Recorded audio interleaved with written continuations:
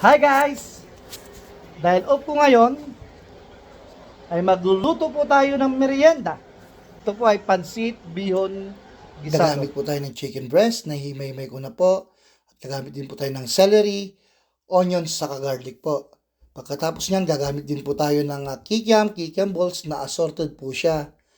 At gagamit din po tayo mamaya ng chicharon pang toppings ko po pagkaluto ng pansit. At mayroon din po akong sinaside na lechon manok. Nasa inyo po kung gusto yung gumamit. Meron din po tayong pepper. Andyan po yung mga gulay natin, carrots, sweet with sa repolyo. At ito po yung pansit natin saka yung toyo. Ang unang natin gagawin ay magpainit po ng kawali. Lagyan natin ng mantika. Nasa inyo kung gaano karaming mantika, ilalagay po natin yung bawang. Pagkatapos po, pag brown na po yan, lalagay po natin yung sibuyas at saka yung manok po. Igisa po natin mabuti. Tapos yung gulay. Pagkagisa po natin, yan po. Tapos lalagyan po natin ng konting paminta.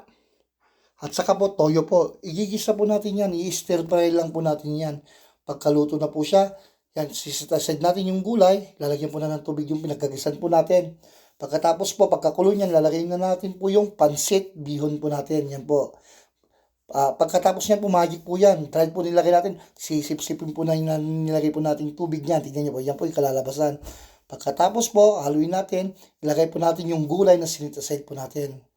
Tignan niyo po yung magiging mangyari. Yan po. Pagkatapos po, ito po yung magiging finished product po natin. Yan ko na po nilagay yung chicharon on the toppings. Tapos yung lechon manok po natin. Tapos nilagyan ko na rin po ng kalamansi. Sana po yung magustuhan nyo po ang video natin. Kung nagustuhan nyo po, please like and share para makagawa po tayo ng mas magandang video. Maraming salamat po and God bless. Bye-bye.